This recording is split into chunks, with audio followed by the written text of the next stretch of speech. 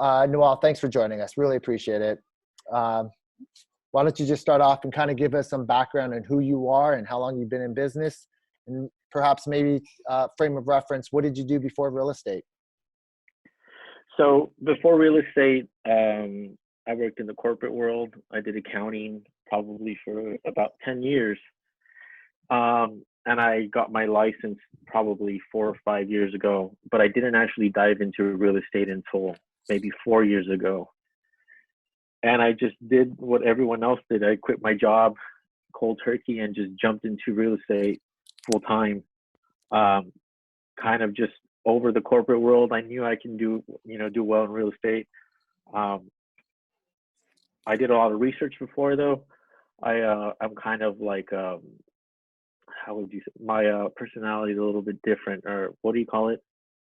Your your My behaviors, your No, behaviors, like or my disc profile. It yes. was really more. It was more like with numbers, and so I really wanted to research on how I can be successful in real estate. So I read the book. It was a Mike Ferry book on I forgot what it's called, like how to make $1 million in real estate or something. It's not the Tom Ferry or the Gary Keller one. Uh-huh. Uh-huh. So in there it talks about doing contacts, being a listing agent. I want to be a top listing agent. So I just figured I wanted to be a listing agent. I only wanted to work with sellers. So as soon as I did my research, I joined a team that I thought I can vibe with. Um, and I quit my job and I joined this team and just started pretty much a short cold calling.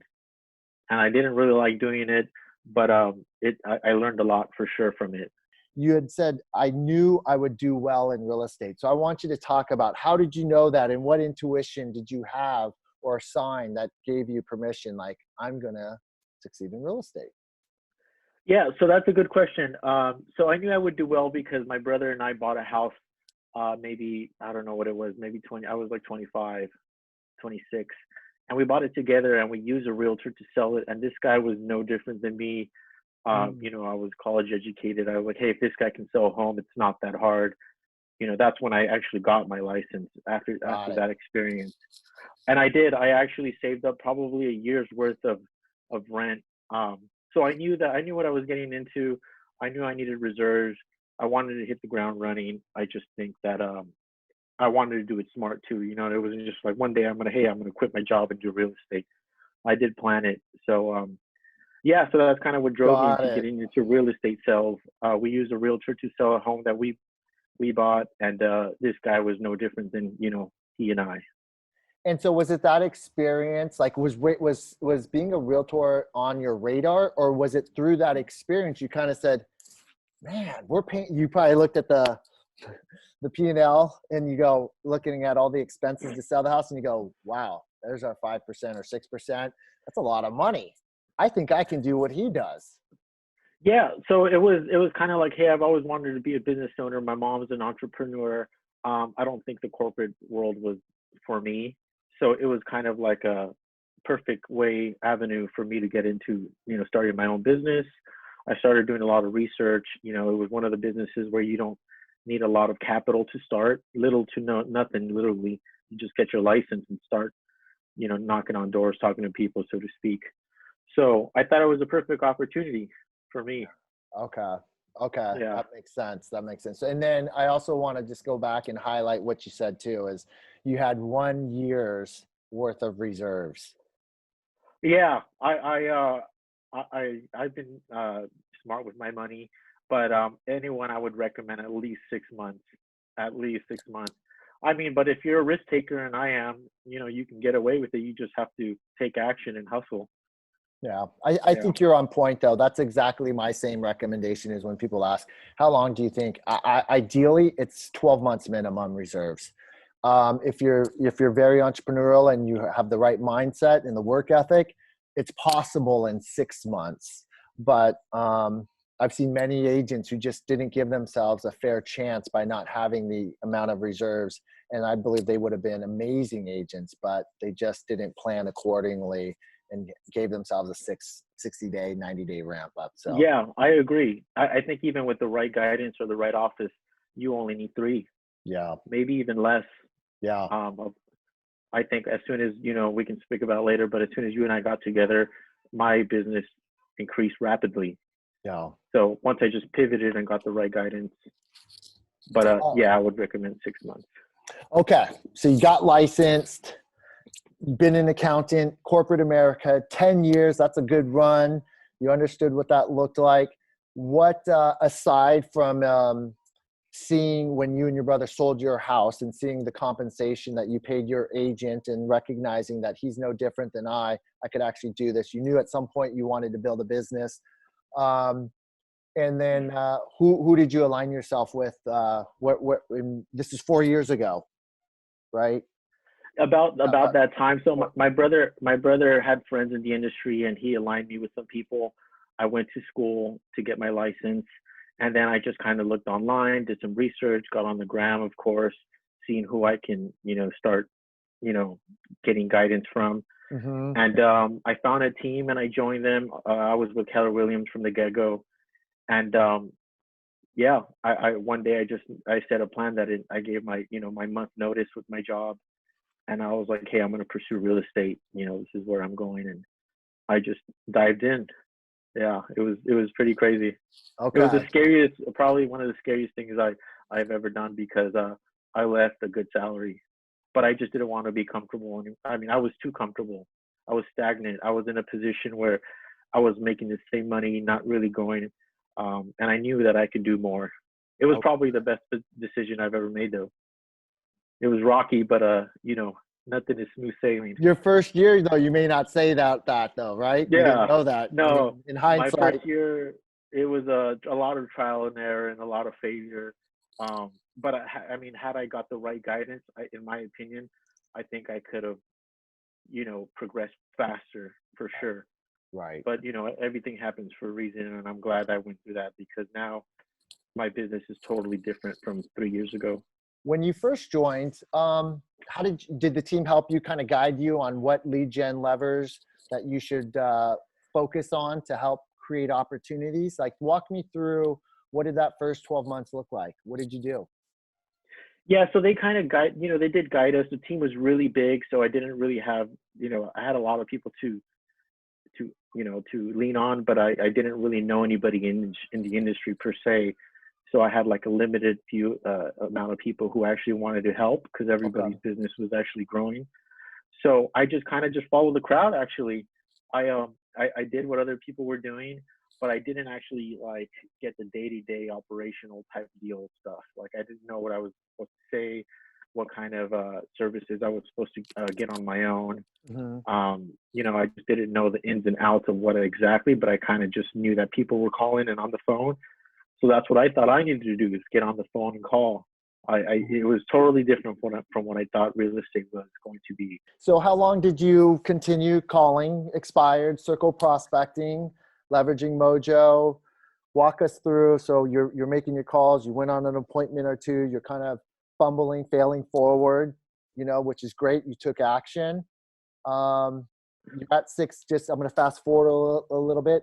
In the first 6 months, what did that look like? Any transactions? Any sales? I got like some partner sales, like I shared deals. I was kind of showing houses here and there with somebody who I partnered with, and that individual just needed help. But in terms of my cold calling, it didn't really bring me anything. It brought me appointments, but I didn't lock anything in. So it was just about six to 8 months of doing that. Mm-hmm. A lot of rejection, a lot of second guessing, a lot of just not sure that if I made the right decision. But like I said, I think all of that, it was just the wrong guidance of the way I wanted to do business. And it turns out I don't even like calling expireds. It's not even in my business plan, funny enough. Yeah. Kind of, yeah. How did you have that discovery? Because I think, I don't want to steal the thunder, but I remember those exact words. Yeah, I think I disappeared for like a month or two, and then I was like, man, F this, real estate isn't for me. And then that's when Jordan came in, and then we moved upstairs, and we were all in like a little boiler room. And I think one day I was like, hey, Scotty, can we revamp my business plan, or what worked for you when you started? Mm-hmm. And you asked me to, you asked me to plan my day out on what I was doing daily, and I showed you what was on top of my list, and it was expired. And then you're like, what do you not like to do? And I really crossed out expired. And since then, we shifted the business plan. We kind of narrowed it down to 3 avenues. And literally within probably a month from that, I got a first listing from my sphere of influence. And then from there, like 2 months later, I got another listing. That was my first two listings within 2 months. And then that one, they had to sell and buy. And then from there, it just kind of progressed. Wow. Yeah. Well, I know it's hard to probably go back in time, but do you recall why, and I'm genuinely curious why you didn't reach out to the people around you who already know you and like you? I think this is one of my notes I wrote. I think I just wasn't resourceful enough. Mm. I didn't know how to like ask for help. But I think for new agents or anybody getting into this, you should definitely ask people. I think there's probably multiple top agents in our office who probably know everything about one deal that I had, because I've had, you know, I've literally shared my deals with everybody and got advice from everybody. And literally, when I applied that into the deal, whether it's negotiation or contract, it goes correctly, it goes right. So that all that was like a learning experience for me. And Mm. now that helped my skills, and now it helps me become, obviously a better agent. Every transaction has been a learning experience for me, but being resourceful has probably been one of my biggest key moments, that helped my business grow, because I think I need to send a lot of invoices to a lot of agents from our office who have helped me. Yeah. Everybody knows, and if you know me, I'm not one to like go in the office and chat. I always keep to myself. But Mhm. since I started, treating this like a business, I kind of been dialed in into what I got to do. Yeah, you have. I saw my savings diminish when I don't take action. My savings was going down, and it's like, what the hell? Start second guessing, saying this isn't for me. But becoming resourceful definitely helped. Okay, so year one, or whenever you made that pivot in your business, you got skunked for the first 8 months. I get it. And then as things started to pick up and you pivoted your business, you took a couple listings, and I know you double ended one of the listings, and then from that you got another buyer. Walk me through, what did that first year, once you made that pivot in your business, how were the results over the next 12 months? What did that look like for you? So the business started getting easier. Actually, I Mm-hmm. just I just dialed it in for 3 things that I wanted to work on, and I laser focused on those. What And were those? it was sphere of influence. Well, actually, it's open house, sphere of influence, and online leads. And I didn't even want to do the online leads because I didn't know that space. Um, but actually, that was probably one of the best things that I did, because it got me up to bat with a lot of appointments, and a lot of how to talk to new clients, what to say, what to not say, how to get them to work with me. Now my conversion rate on online leads is so high, just because I know what to expect. I know what they're looking for. I kind of know how to read their personality. I just come from contribution. I tell them how the market is right now. I think you and I talked about right now the mindset for coronavirus and the real estate market. You just tell them how it is, man. If they want to go to battle and they want a house, that's just how it is. And if they don't believe you, they got to go, let's go put an offer on a house, and they'll see it for themselves of Right. how the market really is. So being genuine with them and being upfront, I think a lot of people appreciate that. And rather than tell them, hey, it's easy to get a house right now, or, rates are low, but it's really competitive. This is what to expect. So setting up the expectation, because we've already been through. I've been doing it with other clients, and I always like to bring up my past clients. I was like, hey, this happened with my past clients. Case Everybody's study. situation, everybody's situation is different, but this is just the way the market is. If you're not okay with that now, I'll be in the business for the next 20 years. I'll be ready when you are. Let me know. Takeaway. Yeah. I And then love a it. lot of them say, okay, cool. Let's move forward. Let's get pre-qualified. Let's talk to a lender. It's just, you gotta learn to lead too. A lot of these people, it's crazy. They don't know the process. I work with a lot of buyers, so I kind of already know what to expect. And then, working with sellers, I kind of tell them, hey, this is what I see from the market.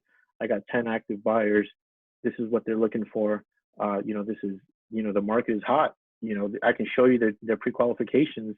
Are you ready to list now, or do you want to wait after the coronavirus is over? Just things like that. Yeah. But I share my past experiences, and usually the most recent ones. Very, very powerful. I'm really glad you shared that. Storytelling is very big, and they can visually see you're walking them down the process. They can follow your vision as you storytell, as you tell the story. And I realize that they grasp onto that, so they get that, oh, this guy's genuine. He's not just trying to feed me some BS so he can work with me. And if they go for it, they go for it. If they don't, I'd rather just not spend the time with them right now, because it's just too competitive to show someone 100 homes and then be like, hey, Noel told me the wrong stuff, and I'd rather just wait. Yeah. But it's crazy because being genuine like that, these last 3 months has been my most busiest months of probably my real estate career so far. I think it's, just hearing that piece right there, all the dots are connected, and I think your business is going to continue to have that trajectory. That's the piece. You're starting to see how the conversation, whether negotiation, but it's all purposeful. And I know that everything you say, there's a setup for what to come next. What they're going to say next, or how they're going to react to it, which is they're kind of following your lead now. Yeah, absolutely. And I don't think I could have ever got there if I didn't ask for help, if I didn't get the experience from asking other agents and getting into transactions and, kind of leading people and letting them know the expectations. And all that came with experience. If I was a new agent, I would go on as many appointments as I can. I'd take an overpriced listing just to learn how to talk to a seller to bring them down. If you get rejected or if you fail, at least you went through the experience and the motions. It's better than not having a listing. And so what was the goal for this year at the beginning of the year before 2020? 25. Okay, you did mention that. 25. Got it. How are you tracking? 25. How am I now? I think I'm at 7 closed, I think. Yep. I think I'm 7 closed to an escrow. Okay. 2 listings in escrow. Yeah. And I probably have like 8 active buyers, all qualified, probably all looking. And like I said, I'm showing these qualified buyers, and I'm still getting leads from online. So it's become a little bit overwhelming. I'm having to take like opportunity appointments. Who do I think is gonna more likely write? Wow. And then I have to make up a story about, hey, seller said no, or things like that. It sucks, but you can't be in 2 places at once. Right. And is that the reason why, because you'd mentioned when we first started out that you're thinking about scaling out and possibly adding some leverage, some team building to help you with this? Yeah, absolutely, for sure. And I think that's something that I should have done more aggressively when I was newer, is partnered up with the top producing agent and say, hey man, you need any help? Can I follow up on any leads? Can I show for you? I'm eager to learn. Of course, we can work something out later. So I think that's really been on the back of my mind lately, for sure. And a lot of this is referral too. Like, it's just, I have my referral, business coming in too. So I'm juggling active buyers, referral coming in, and then also online leads. So it's become a little bit overwhelming. Can I just really dog ear this and highlight the fact to everyone out there that your growth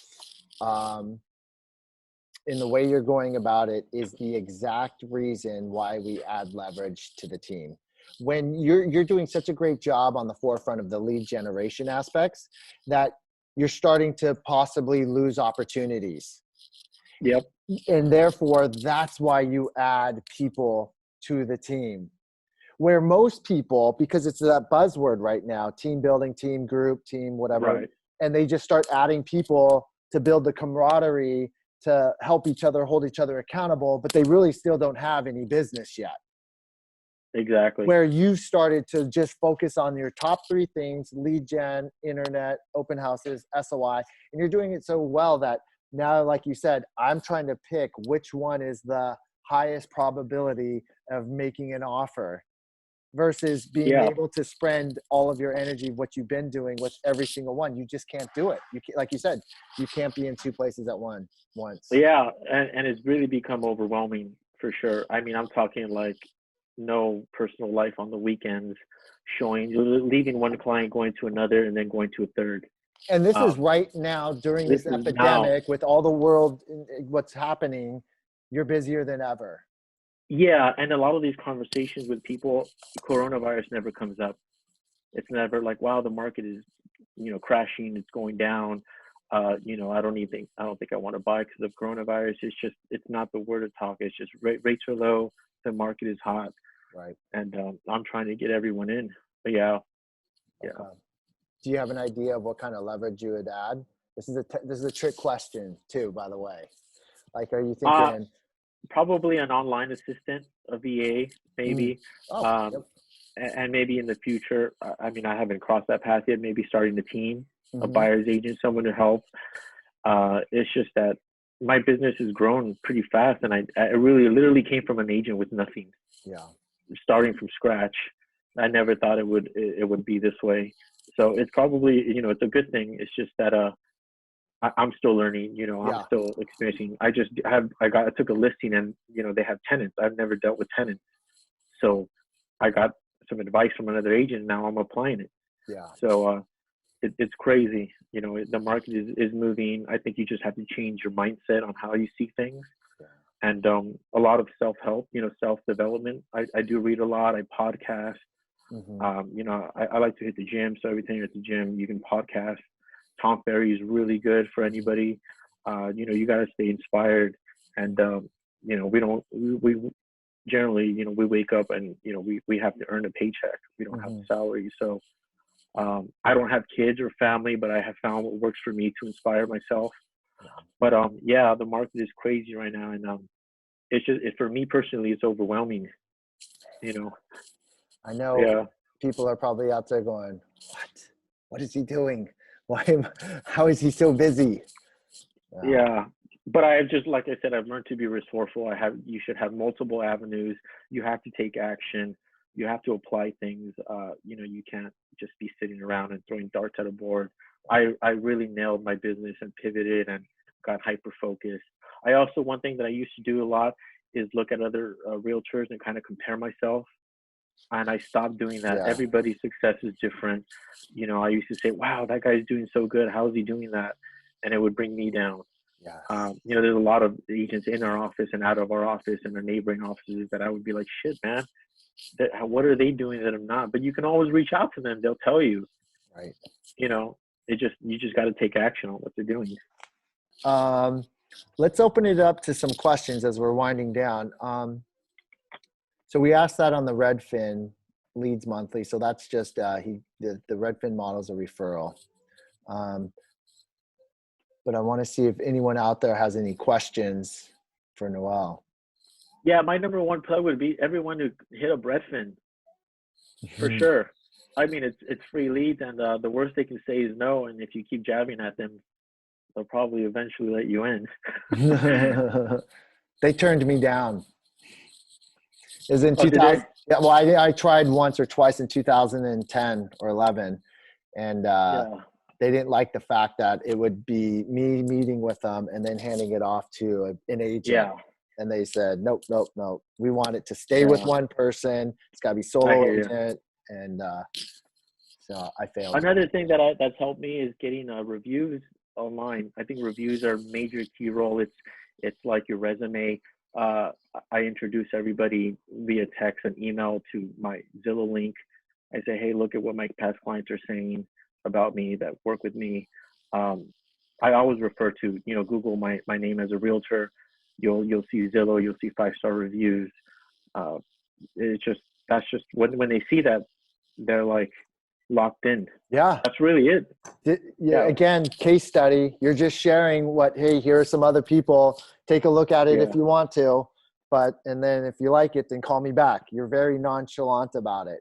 Yeah. And they go. I know they go because they tell you, oh yeah, I saw your reviews. I saw you online. Yeah. It's not really calling their bluff because they will go. But if you don't have reviews, you can go online and send people to review you on a showing. They can review you for showings, say how their experience with the showings. It doesn't have to be a sold home. And it definitely helps because people are searching us online. Are you systematized like that, where you have a system where you'll follow up to get the reviews or ask for them? I do. I start once we open escrow, and once we're right before closing, I say, hey, I want you to share your experience because I work by referral. It would mean the world to me if you can review me online. It only takes a second. And when you do, let me know so I can send you a gift card for Starbucks. Very cool. I appreciate it. And then if they both review me, they both get Starbucks. Yep. Usually, a family, husband, spouse, things like that. Yeah. All right. No questions out there, huh? No questions? I know. I'm boring. You know what? Yeah, go for it, Willie. Yo, Noel. So I know you mentioned that your main pillars seem to be like online leads, referrals. Did you still do any form of cold calling, or did you just not stop doing that? I don't do any form of cold calling because it didn't work for me, but I have had it on the back burner to start calling expireds, only because working with sellers, you kind of found how to treat them a little bit. They're pissed off, they're mad, people are calling them. So now when you get the experience, you kind of know how to guide them, and you understand why they're pissed or why they didn't sell. Before, I didn't know why, exactly why. Now I do have some experience on what had happened. So I don't follow the Mike Scary say, hey, I saw on the computer that you came up as expired. It's just, it's just not how I like to approach my business. But I have been wanting to call. I just think right now I'm too overwhelmed with other things right now. Yeah, but I do want to get back into calling or maybe get an ISA, calling expireds. I think it's a good form of learning, talking to people, getting rejection. You have to deal with rejection a lot in this business, but I do want to get back into cold calling. Wow. I have it now, but I do, because like I said, I haven't called an expired in years, and I called one for shits and giggles once with Jordan, and it led to something big. Yeah. So we were just messing around, and it's just kind of leading on the phone and setting the appointment. That all came with experience. Gotcha. Well, thank you. Yeah. Any other questions? Jump in. I know I'm boring. Wow. All right, man. Well, I appreciate you taking the time to share with us and share your story. Yeah, thank you for having me. I'm kind of honored. I didn't even think that I would be a contender for this. Watch how many people you just inspired. Watch the feedback once, especially because we, even though we have so many people on here, and when we share it. Yeah, I hope so. Especially for people who are struggling with business, I'd encourage you to change your mindset, because people are really out there buying and selling. Just looking at things from a different perspective and be positive, and good things will happen for sure. Yeah. I was one of those agents who was really thinking of quitting. I just thought it wasn't for me. But now it's I want to grow a team, and a lot has changed in such a short period of time. Yeah, you're on the right path, man, and you're going to get your time back, and you've built a business, which is great. Yeah. This is scalable. So great job. Definitely. Thank you, man. Honored to be aligned with you, man. Again, thank you for your time. I know you're busy, and I appreciate it. We appreciate it. For sure. Okay. Peace out. I'll see you in the office. See ya, man. Okay. Bye, guys.